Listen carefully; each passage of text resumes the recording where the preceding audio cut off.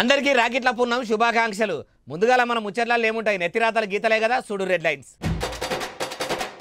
హైడ్రా అధికారులతోని మీటింగ్ పెట్టిండో రేవంత్ సారు.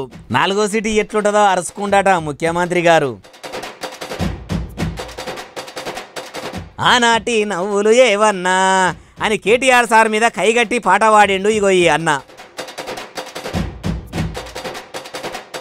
మాట ఇచ్చినాక తప్పుతుండ్రట కాంగ్రెస్ పార్టీ నేతలు. సీఎం సారు దిష్టిబొమ్మకు పాడేగట్టిండ్రు అన్నదాతలు. ఇంత బిజీ టైంలో కూడా మీటింగ్ పెట్టుకుండ్రు కాంగ్రెస్ వాళ్ళు. అమలు ముచ్చట్ల కూడా ఇట్లుంటే బాగుండు అంటుర్రు చూసినోళ్ళు. 2000 మంది రైతులకు వెట్ట చూస్తుర్రట టోపీ. చెయ్యి సర్కారోళ్ళు అందరికీ చెయ్యనే లేదట రుణమాఫీ. తెలంగాణ మలి ముఖ్యమంత్రి యనుమల రేవంత్ రెడ్డి సారు ఆఫీసర్లు అందరినీ పిలుచుకొని మీటింగ్ పెట్టిండట. బయట దేశం పోయి వచ్చినాక 15 ఆగస్టు నాడే 2 లక్షల రుణమాఫీ చేసిండని కొందరు అంటే అందరికీ కాలేదని కొందరు అంటుర్రు. అట్టెట్లా పొరపాటు జరిగిందని అరుచుకునేందుకు సమావేశం అయ్యిండా, ఎందుకో చూద్దాం పారి.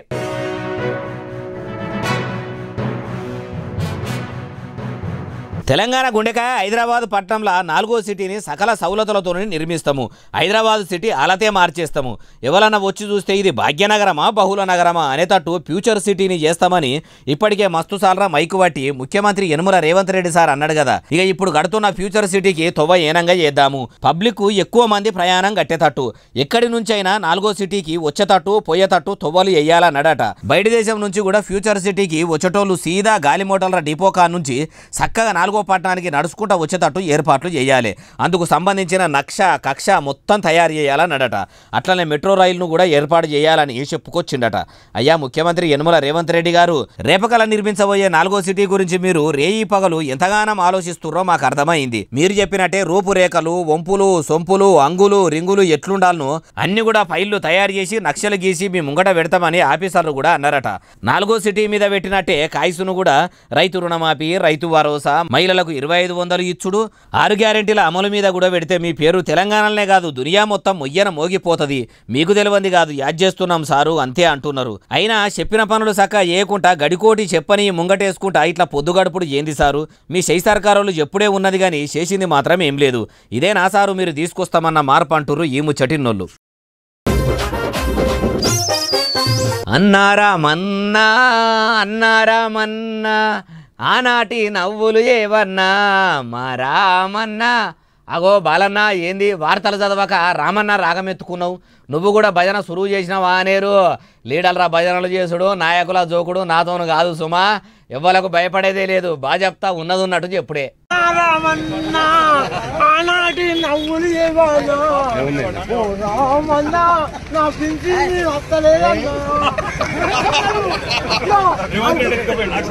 అగో ఇన్నరా, ఈ అన్న పాట పాడుతుంటే కూడా కేటీఆర్ సార్ నవ్వలేదు గాని తంతెలు దీవుకుంటా వచ్చి ఆనాటి నవ్వులు ఏవన్నా మా రామన్నా అనే వరకల్లా ఆడున్నోళ్ళంతా పక్కున నవ్విండ్రు. నవ్వుకుంటేనే సీఎం రేవంత్ రెడ్డి సారు ఎత్తుకపోయిండని కేసీఆర్ సారు పుత్రరత్నం కూడా అనుకొచ్చిండు. ఇట్లా కేటీఆర్ సార్ అభిమాని పాటకు ఆడున్న బుడ్డ లీడర్ల కాడికెళ్ళి పెద్ద లీడర్ల దాకా అందరూ కూడా పొల్లు నవ్విండ్రు.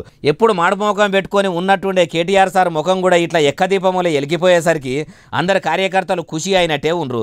మలి సర్కారు వచ్చుడేమో గాని రామారావు సారు రంది పెట్టుకొని మాడుపు ముఖం పెట్టుకునే కాడికొచ్చే. Car party దినానికింత దివాలది ఎవటే. అధికారం లేకపోయేసరికి ఆగమయ్యే పోతున్నది. కారు పార్టీ ఏలుబడిలా కేసీఆర్ సార్ మాటలు కోటలు దాటేటి. కేటీఆర్ సార్ కూడా మస్తుగానే మాట్లాడు, కానీ వాళ్ళ మాటలే ప్రజలు ఈయనని కాడికి పోయింది. అందుకే దీపం ఉన్నప్పుడే ఇల్లు చక్కదిద్దుకోవాలి, అధికారంలో ఉన్నప్పుడే ప్రజలకు అన్ని చేసి పెట్టాలి. ఇప్పుడు ఇట్లా ప్రజల్లో తిరిగితే ఏమొస్తుంది? బీఆర్ఎస్ పార్టీ వాళ్ళ మోక మొత్తం తెలిసిపోయింది అంటుర్రు ఈ ముచ్చటిన్నోళ్ళు. రాజ్యసభ అభ్యర్థి షెయి పార్టీ లీడరు అభిషేక్ మను సింఘ్వి సారు తెలంగాణ సీఎం సార్ను కలిసేందుకు పోయిండట. మళ్ళీ ముఖ్యమంత్రి యనుమల రేవంత్ రెడ్డి సారు దినం 18 గంటలు పనిచేసేది చేస్తున్నాడు. అంత బిజీగా ఉండే సారును అభిషేక్ సారు పోయి కలుస్తా అంటే అపాయింట్మెంట్ ఇచ్చిండా? చూద్దాం పారి. అంత బిజీగా ఉన్నా టైం ఇచ్చిండు కదా.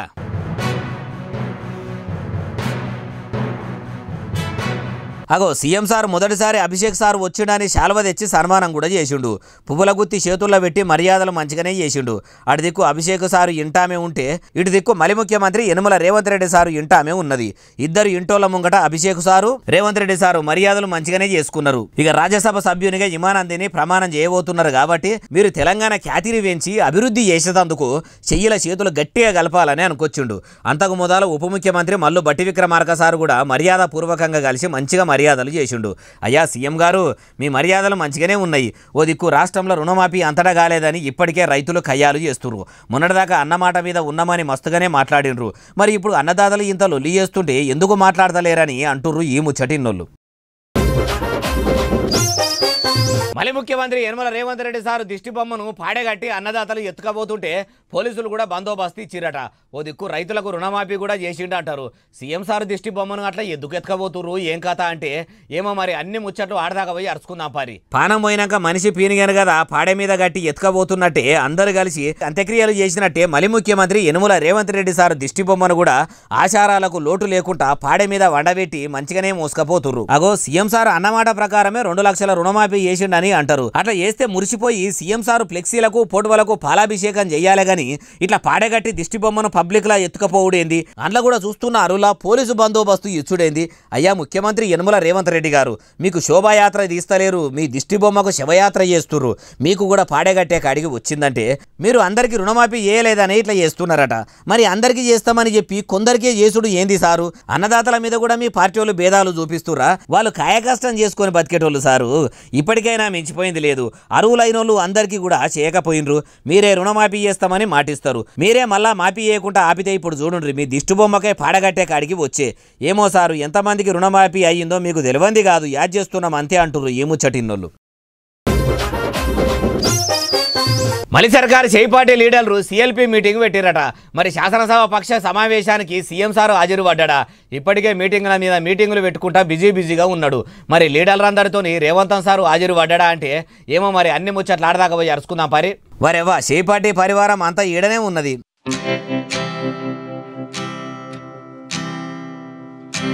అగో సీఎం సార్ వస్తుండని చేయిపాటి లీడర్లు అందరూ కూడా ఎదురుగా పోయి చేతులు వేసి మరీ ఎదుర్కొస్తుర్రు.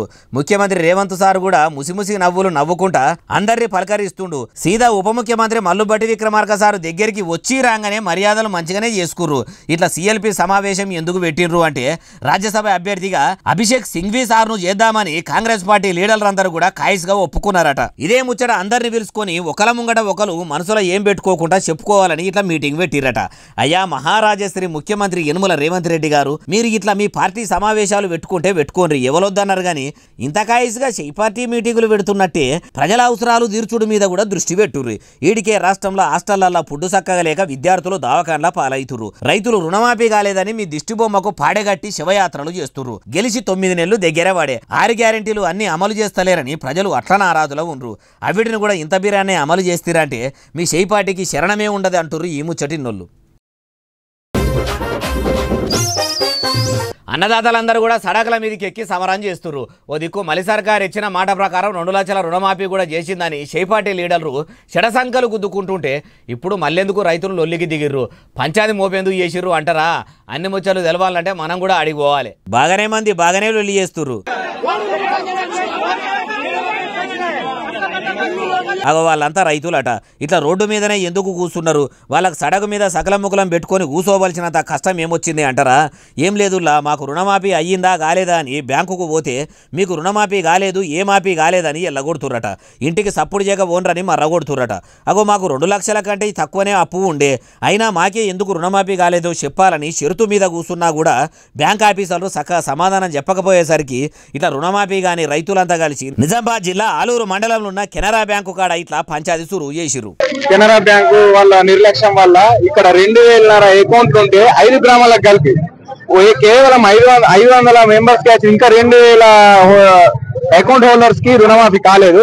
దయచేసి గవర్నమెంట్ దృష్టికి మీడియా మిత్రులు కూడా తీసుకెళ్లాలా.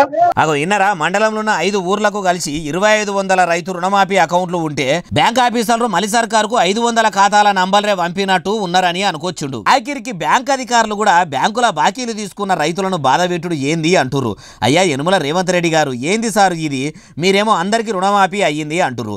నిజామాబాద్ జిల్లాల రైతుల ముచ్చట ఇది. మీరే దగ్గరుండి చేపిస్తేనే అయ్యేటట్టు ఉన్నది సారు అంటురు ఈ ముచ్చటిన్నోళ్ళు.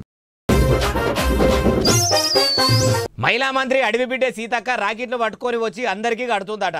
అగో సీతక్క తోడబుట్టినోళ్ళు గిట్లా వచ్చిర్రా ఎట్లా? అక్కకు ఎంతమంది అన్నదమ్ములు ఉన్నారు, ఎంతమంది అక్కా చెల్లెళ్ళు ఉండ్రు, చిన్నాయన పెదనాయన పిల్లలు ఎంతమందికి రాకెట్లు కట్టేందుకు తయారైందో అరుచుకుందాం పారి. షే పార్టీ బలగం అంతా సీతక్కకు అన్నదమ్ముల బలగం లెక్కనే ఉన్నది.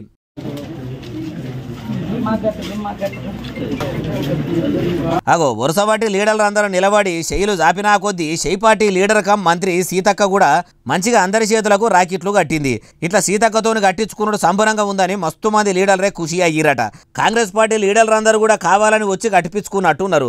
మరి కట్నాలు ఏమన్నా ఇస్తున్నారా? అడవి బిడ్డ ఆడబిడ్డ సీతక్క అని పిలుచుకునే అక్కకు తీపి తినబెట్టంగానే తప్పుకు మాణిక్యాలల్లా తోసినంత కట్నం పెట్టిరో అన్ననో తమ్ముడో అనుకొని రాకెట్లు కడితే కట్నాలు పెట్టుడు ఆచారమేనాయే. మనిషికి 100 రూపాయల కట్నం పెట్టినా కట్నాలు మంచిగానే జమ అయ్యేటట్టున్నాయి అంటున్నారు ఈ ముచ్చటిన్నోళ్ళు. అన్నదాతలంతా పోయి కార్ పార్టీ లీడరు మాజీ మంత్రి జగదీశ్వర్ రెడ్డి సార్ను కలిసిర్రట. అగో రైతులు వాళ్లకు తిప్పలుంటే ఏమన్నా పనులు కావాలంటే అధికారంలో ఉన్న నాయకులను కలుసుకోవాలి కానీ అధికారంలో లేని నాయకుడిని ఎందుకు కలిసినట్టు? జగదీశ్వర్ రెడ్డి సార్తోనే అయ్యేంత అంత గొప్ప పని ఏందో అరుచుకుందాం పారి. సూచనారులా మాజీ మంత్రి జగదీశ్వర్ రెడ్డి సార్ తానికి అన్నదాతల సైన్యం బాగానే కదిలొచ్చింది. మాట్లాడండి, అందరూ కూడా ఇంకా రైతులు మాట్లాడండి, అందరూ కూడా జమ చేయండి. ఏం చేద్దామని అగో జగదీశ్వర్ రెడ్డి సారు రైతులనైతే జమగట్టుర్రి అంటుడు. మరి ఇప్పుడు మళ్ళేం ప్లాన్ చేస్తున్నావు అంటారా? ఏమో మరి. అయ్యా సారు, మాకు మలి సర్కారు అమలు చేసిన రుణమాఫీ పథకం కింద అప్పు మాఫీ కాలేదు. తీర్మార్ మల్లన గొంగడి ఏడున్నది అంటే తీర్పాటకంగా ఆయన వరిసిన దగ్గరనే ఉన్నది అన్నట్టు ఉన్నది. రుణమాఫీ కోసం పంపిన లిస్టులో కూడా మా పేరు లేనట్టున్నది. అన్ని కాయిదాలు కరెక్టే ఉన్నాయి, అప్పు కూడా తక్కువనే ఉన్నది కానీ మా పేర్లు మాత్రం రాలేదు అని అందరూ కూడా గోడంతా ఎల్లబోసుకున్నారట. మలి సర్కారు మీదికి మరలబడతాం, మీరైతే రైతులను ఏకం చెయ్యండి, షై సర్కారుతోని కొట్లాడైనా మీకు రుణమాఫీ చేపిస్తామని అనుకొచ్చిండట. కానీ చూసిండ్రా అధికారంలో లేడు కాబట్టి ఇట్లా ఇంతసేపు రైతులందరితోని ముచ్చట పెట్టిండు. ఈ జగదీశ్వర్ రెడ్డి సారే అధికారంలో ఉంటే అన్నదాతలకు ఇంత టైం ఇచ్చి ఇంత తీర్పాటకంగా ఇంత తీరంగా మాట్లాడునా? అధికారంలో ఉన్నప్పుడు ఓ తీరు, అధికారంలో లేనప్పుడు ఓ తీరు ఉండు. రాజకీయం లీడర్లకు రాజకీయంతో పెట్టిన విద్యనాయ అంటుర్రు ఈ ముచ్చటిన్నోళ్ళు. రెవెన్యూ మంత్రి పొంగులేటి శ్రీనివాసరెడ్డి సారు పరకాల పట్టణంలో పర్యటించిండట. మరి 2 లక్షల రుణమాఫీ అందరికి అయ్యిందా లేదా అని అడిగేదందుకు పోయిండా, లేకుంటే పరకాల ప్రజలంతా 6 గ్యారెంటీల గురించి ఏమనుకుంటున్నారని అరుచుకునేందుకు పోయిండా? అంటే ఏమో మరి ఎందుకు పోయిండో అరుచుకుందాం పారి మనం కూడా. మంత్రి గారు వస్తున్నారని మాలస్కా మందే వచ్చినట్టున్నారు కదా.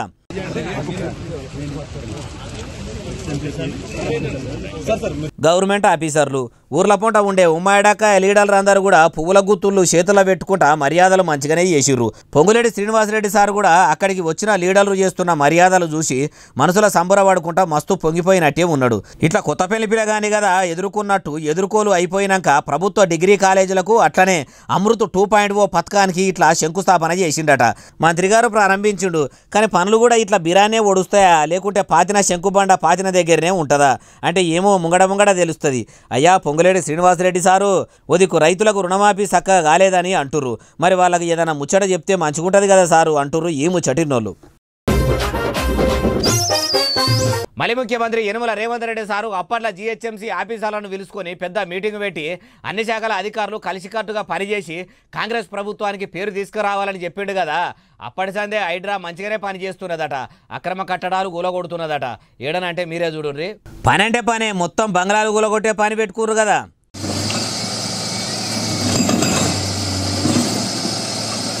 అగో ఇట్లా జేసీబీలు పెట్టి అక్రమంగా కట్టిన ఇండ్లను 7 కాడికి కూలగొడుతుర్రు.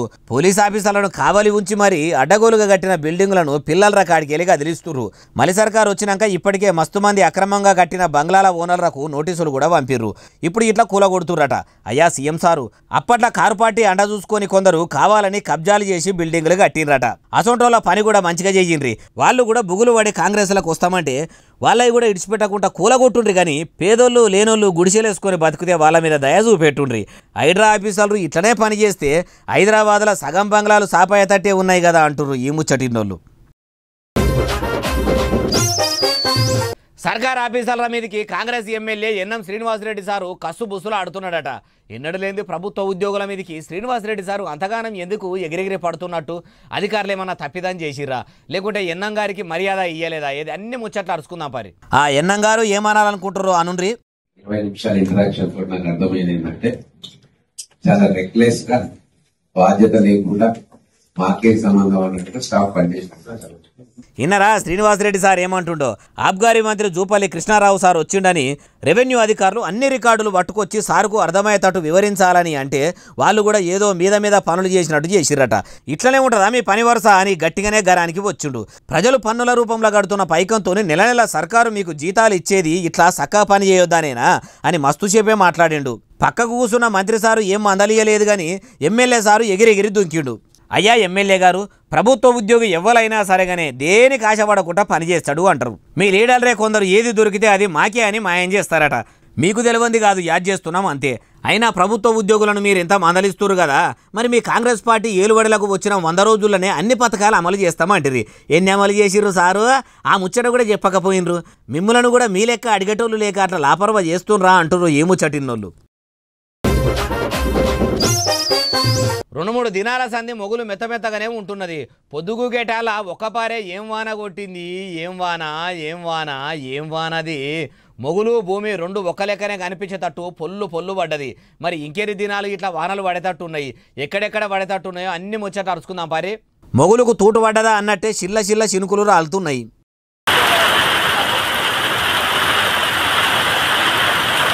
2 రోజుల సంది ఏడ పడితే ఆడనే వానలు దంచి కొడుతున్నాయి.